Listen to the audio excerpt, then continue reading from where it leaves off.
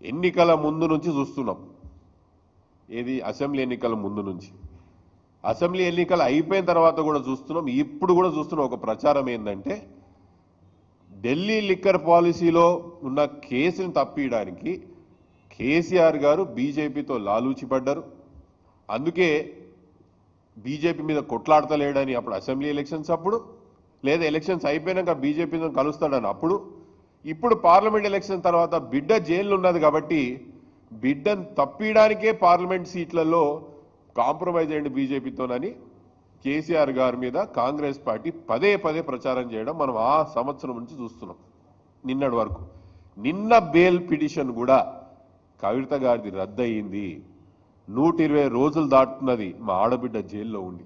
నిజానికే బీజేపీతో మేము సంజాయిషి చేసుకొని ఉంటే, కాంప్రమైజ్ చేసుకొని ఉంటే కవితమ్మ ఎందుకు జైల్లో ఉంటుందని అడుగుతున్నాను. ఇవన్నీ ఎందుకు చెప్తున్నానంటే తెలంగాణ రాష్ట్రంలో కేసీఆర్ గారి మీద, తెలంగాణ ప్రజల మీద అక్కసు వెలగట్టుకుంటున్నాయి ఈ రెండు జాతీయ పార్టీలు. టీఆర్ఎస్ బీఆర్ఎస్ పార్టీని, కేసీఆర్ గారిని రాజకీయంగా ఇబ్బంది పడితే ఈ తెలంగాణ రాష్ట్రంలో ప్రజలు కూడా ఇబ్బంది పడతారు అనే విషయం ఎప్పటి నుంచో చెప్తున్నాం, మళ్ళీ చెప్తున్నాం. బీఆర్ఎస్ పార్టీ తెలంగాణ రాష్ట్రంలో తెలంగాణ యొక్క ప్రజల యొక్క శ్రేయస్సు కోరే కవచము.